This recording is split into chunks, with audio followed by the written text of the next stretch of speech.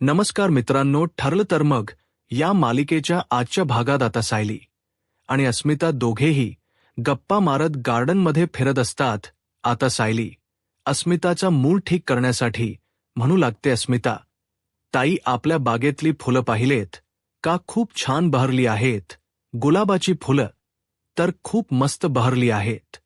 आणि मागच्या बागेत तिथे तर सोनचाफा खूप छान बहरलाय, आपण जाऊन बघूयात का? तर अस्मिता म्हणते, नको ना सायली, चल आता आपण घरात जाऊया. तर सायली म्हणते, असं कसं? मी तुमच्यासाठी जे आणलं आहे सरप्राईज ते तर द्यायचं राहील आहे. तर अस्मिता म्हणते, कसलं सरप्राईज? तर सायली म्हणते, थांबा आलेच. असं म्हणत आता सायली एक रोप घेऊन येते. ते रोप असतं पारिजातकाचं. सायली म्हणते, अस्मिता ताई, हे पारिजातकाच रोप आहे आणि हे खास मी आपल्या होणाऱ्या बाळासाठी आणलं आहे. म्हणजे बघा ना, आपण हे रोप लावायचं आणि ते रोप आणि बाळ एकदमच वाढतील. म्हणजे उद्या मोठा झाल्यानंतर मी त्याला सांगू शकते, बाळा हे रोप तुझं आहे. मी आज बाळाच्या नावाने हे रोप लावणार आहे. तर अस्मिता हे सगळं काही पाहून खुश होते आणि सायली समोर मन मोकळं करत म्हणते, सायली, आज त्याच्या वडिलांनी जे काही करायला हवं ते सगळं काही तू करतेस. तर सायली म्हणते, अस्मिता ताई, मी म्हणाले ना की आता पुन्हा तो विषय नाही काढायचा. चला चला आपण एक रोप लावूया आपल्या बाळासाठी. असं म्हणत आता सायली अस्मिता रोप लावायला घेतात. आता सायली रोप लावत असते आणि त्या दोघींच्याही छान गप्पा चालू असतात. अस्मिता खूप खुशही असते आणि हे सगळं काही पाहून कल्पनाताईंना आनंद होतो. कल्पनाताई धावतच घरात निघून जातात. तर दुसरीकडे सायलीने रोप लावलेलं असतं आणि त्याला पाणी पहिलं घालायला ती अस्मिताला सांगते. अस्मिता पाणी घालते झाडाला आणि दोघेही खूप खुश असतात. दोघींनीही एक छान पारिजातकाचं रोप लावलेलं असतं आणि तेही अस्मिताच्या बाळासाठी. तर दुसरीकडे पाहायला मिळतं, सचिन इथे साक्षीच्या घरी असतो. दोघेही जेवायला बसतात, परंतु काही साक्षीचा कुठेही लक्ष लागत नसतो आणि हे सगळं काही सचिन पाहतो आणि मनाशीच म्हणतो, त्या महिप्त शिकरेला अटक झाली आणि म्हणूनच सॅमचा मूड ठीक नाहीये. पण ही मुलगी मला अजूनही काही सांगायला तयार नाही. आता सचिन नाटक करत साक्षीला म्हणतो, सॅम अगं काय झालंय, जेवू ना, तुझं लक्ष नाहीये. तर आता साक्षी म्हणते, नाही मी जेवते. तर सचिन म्हणतो, सॅम तू माझ्यापासून काहीतरी लपवतेस काय? झालं सांग ना मला. तू सगळं काही माझ्याशी शेअर करू शकतेस, अगदी मन मोकळेपणाने बोलू शकतेस. अगदी काही झाले सांग ना. तुझा विश्वास नाहीये का माझ्यावर? आता साक्षी सचिनकडे पाहते आणि काही बोलणार, परंतु त्याचवेळी साक्षीला एक मेसेज आलेला असतो. त्या मेसेजमध्ये लिहिलेलं असतं, जर महिपा शिकरेला वाचवायचं असेल तर येऊन भेट. पुढे लोकेशन आणि ॲड्रेस पाठवला आहे आणि त्या ॲड्रेसवर तुला येऊन भेटायचं आहे. आता हे सगळं काही साक्षी पाहते. आता मात्र साक्षीला धक्काच बसतो. साक्षी पूर्णपणे घाबरून गेलेली असते आणि साक्षीचा हा मेसेज सचिननेही पाहिलेला असतो. साक्षी एवढी घाबरले दिली असते की तिला काय करावं काहीच कळत नाही. त्या क्षणी ती एवढी घाबरून जाते की ती लगेच एक ग्लास पाणी पिते. तर सचिन म्हणतो, काय झाले सॅम, बोल ना, तू एवढी का घाबरलीस? काही घडलंय का? आता हे सगळं काही सचिन नाटक करत असतो. तर साक्षी सचिनला काही सांगत नाही, पण साक्षी मनाशीच म्हणते, बाहेर कोणाला माहीत आहे की महिप्त शिकरीची मुलगी जिवंत आहे? हा नंबर नक्की कोणाचा असेल? हा मेसेज मला कोणी केला असेल? साक्षीला कुठल्याच प्रश्नाची उत्तर मिळत नसतात. तिला काय करावं काहीच कळत नसतं. तर इकडे सुभेदारांच्या घरी आता कल्पनाताई पूर्णांना म्हणतात, बाहेर सायली आणि अस्मिता कसल्या तरी रोप लावतायत छान. त्या दोघींच्या गप्पाही चालू आहेत. पूर्णाई, खरं सांगू का, कितीतरी दिवसानंतर मी अस्मिताच्या चेहऱ्यावर हसू पाहिलं आहे. आणि त्याचवेळी अस्मिता आणि सायली त्या ठिकाणी आलेले असतात. पूर्णाजी म्हणतात, हे बघ आल्यास दोघी जणी काय कसलं रोप लावत होता? तर सायली म्हणते, पूर्णा आजी, आम्ही पारिजातकाचा रोप लावत होतो, बाकी सगळं काही मी तुम्हाला नंतर सांगते.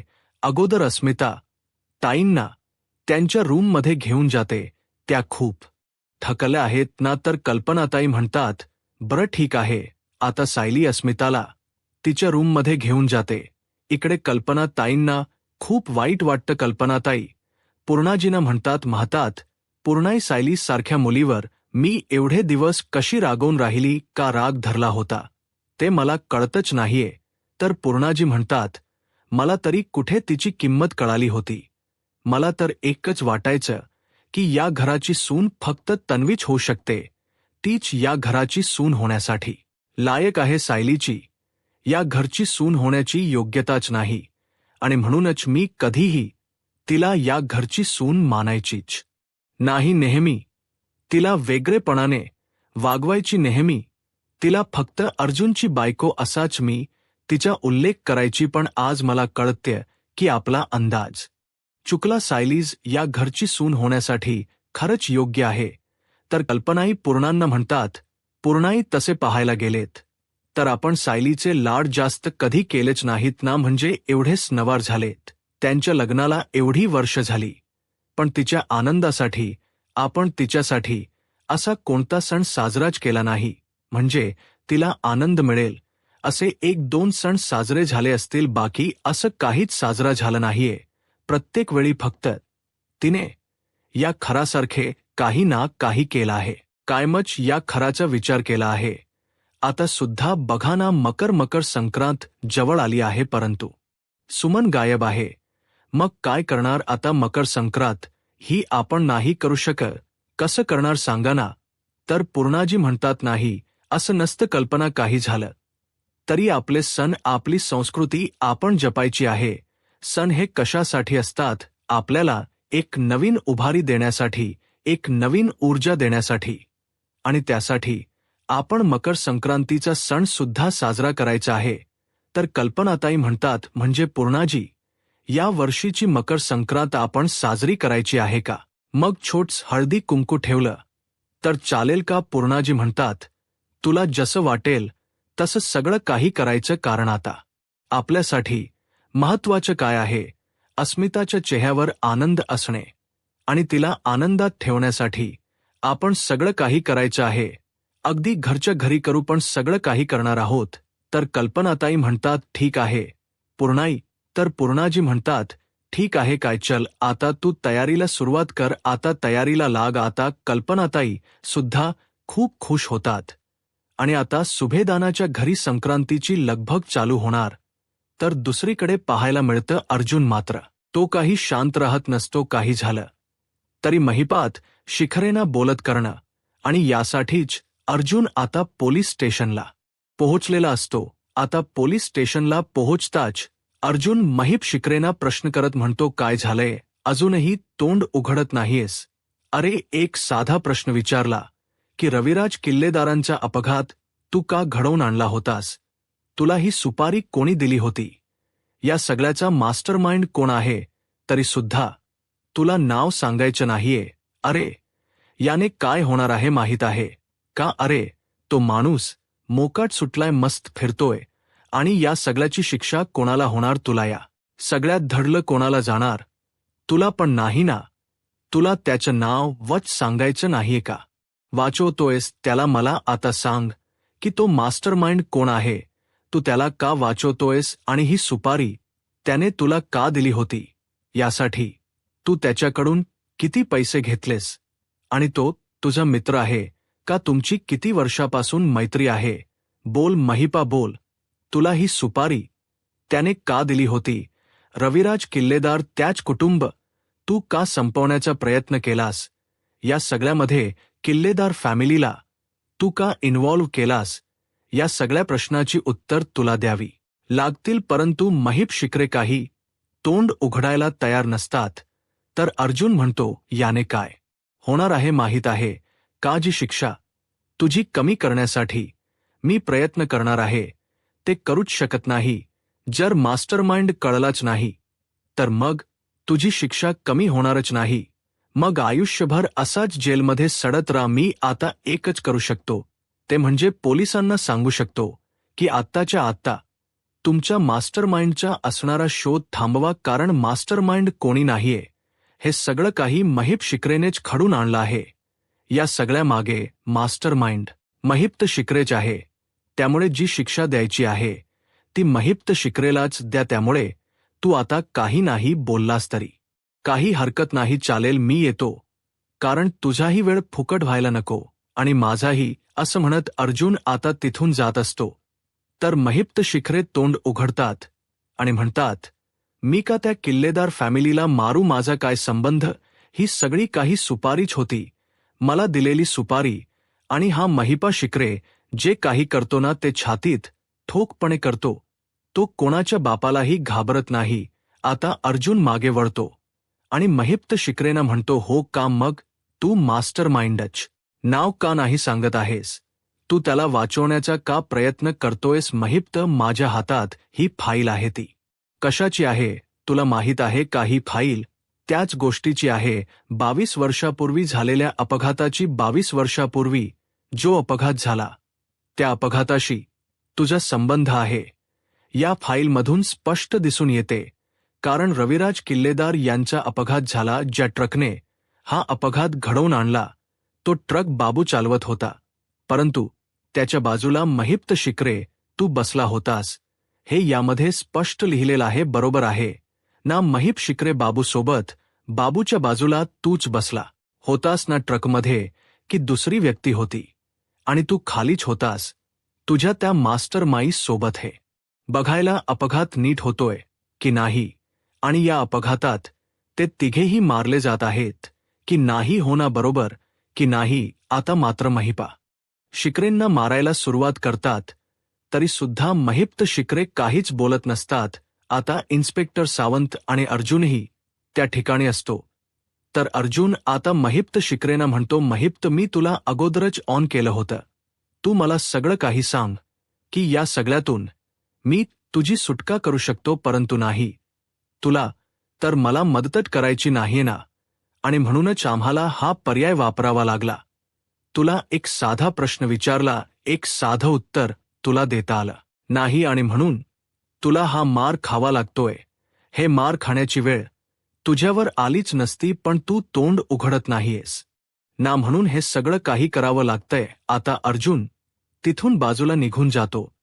तर इन्स्पेक्टर सावंत आता बनसोडे यांना म्हणतात, बनसोडे सुरू ठेवा.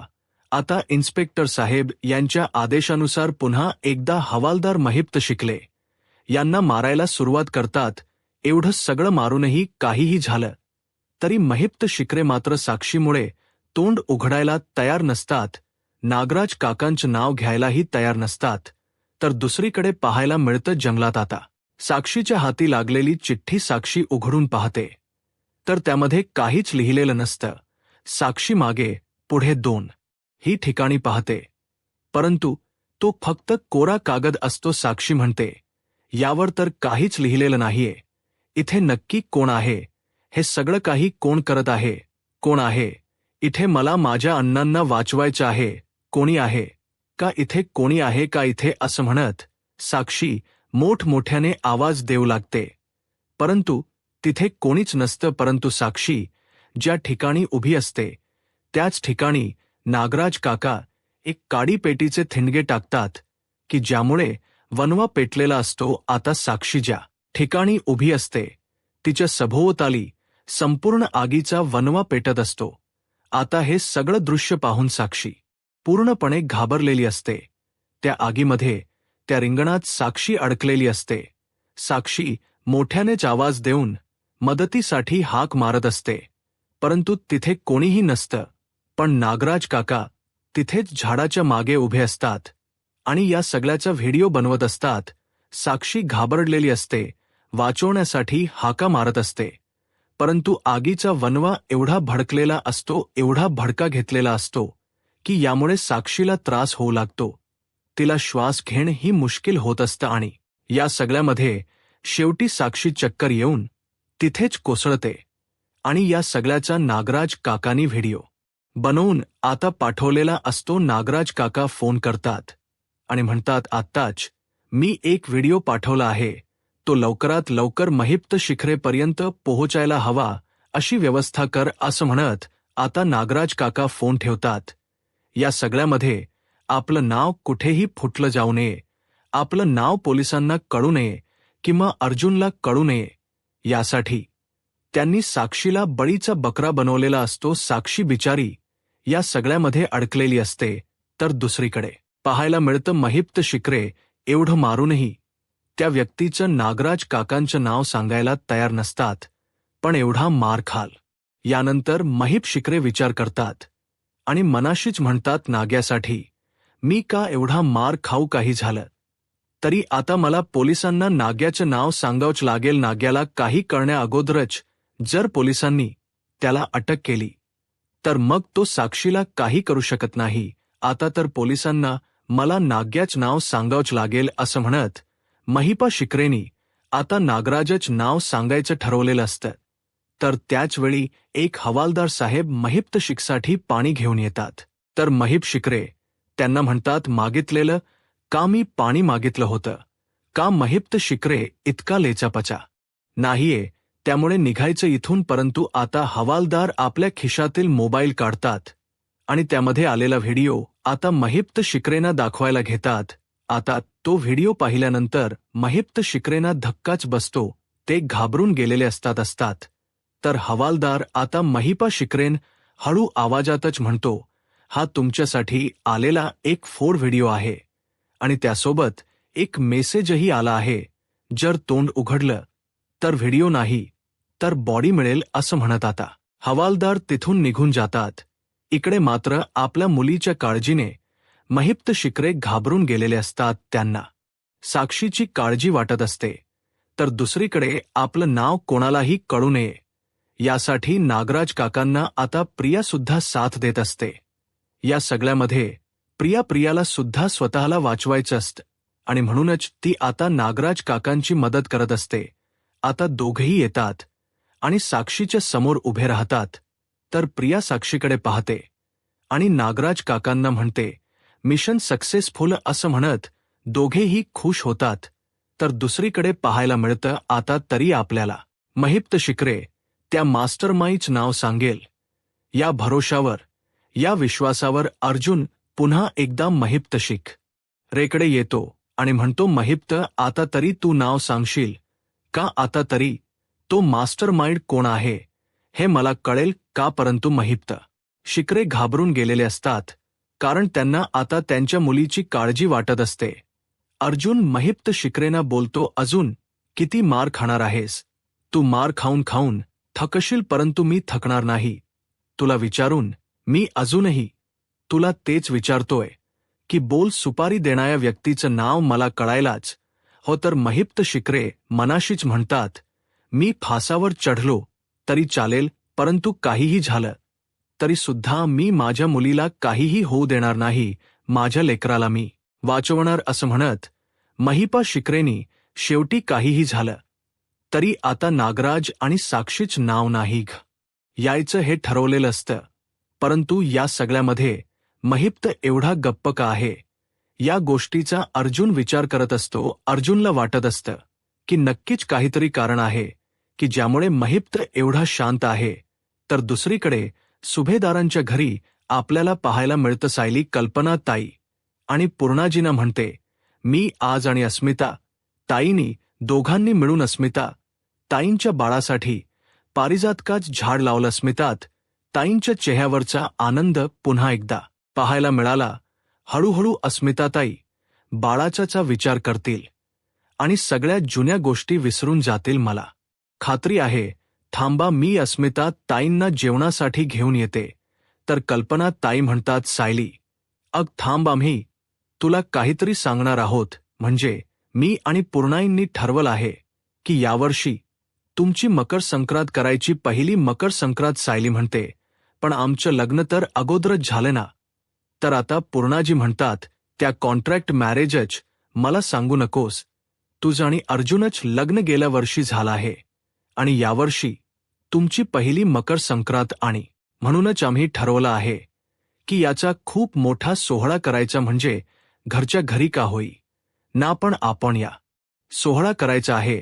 तर सायली म्हणते, पण पूर्णा आजी सुमन काकू सापडले नाहीयेत, मग हे सगळं काही आपण कसं करणार आहोत. तर पूर्णाजी म्हणतात, मला माहीत आहे, परंतु आम्ही सुमन सोबत तुझ्या आणि अस्मिताचाही विचार करतो. लग्नानंतर तुझ्यासाठी असं आम्हाला काही करता आलं नाही आणि म्हणूनच आम्ही ठरवलं आहे की तुझ्यासाठी हे तरी करायचं. तर सायली म्हणते, बरं, तुम्हा दोघींची इच्छा आहे, मग मी नाही म्हणणार नाही. या सणाच्या निमित्ताने का होईना, पण मी देवीजवळ प्रार्थना करेन की सुमन काकू लवकरात लवकर सापडू देत. तर पूर्णाजी म्हणतात, ठरलं तर मग.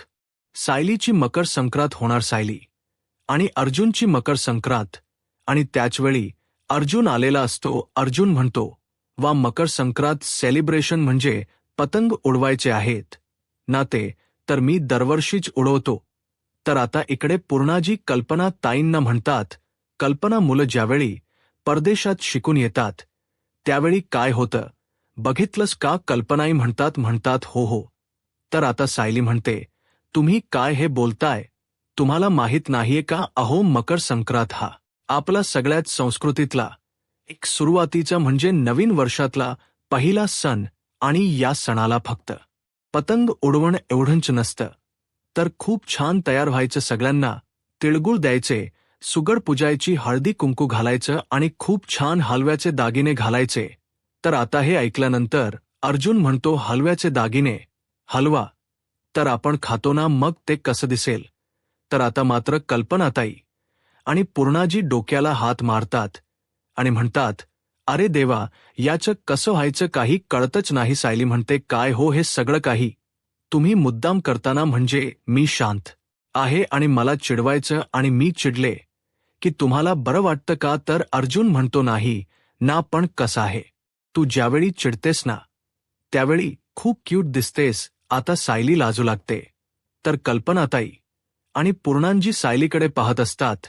तर येणाऱ्या पुढील भागामध्ये आपल्याला पाहायला मिळते ती म्हणजे सायलीची मकर संक्रांत. आता अर्जुन ताई हलव्याचे दागिने घालायला तयार नसतो. अर्जुन म्हणतो, मी हलव्याचे दागिने घालणार नाही, मी अगोदरच सांगतो. हा तर त्याच वेळी आता स्टार प्रवाहाच्या महानायिका तिथे अवतरलेले असतात.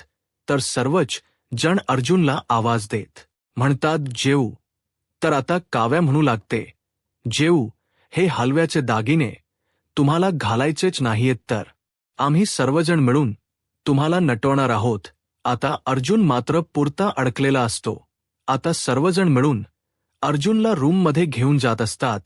आता अर्जुनची झालेली फजती पाहून सायलीला हसायला येत असं. आता सायली आणि अर्जुनच्या मकर संक्रांती निमित्त आता पुढे काय होईल हे पाहायला आत्ताच माझा महाराष्ट्र या यूट्यूब चॅनलला सबस्क्राईब करा. धन्यवाद.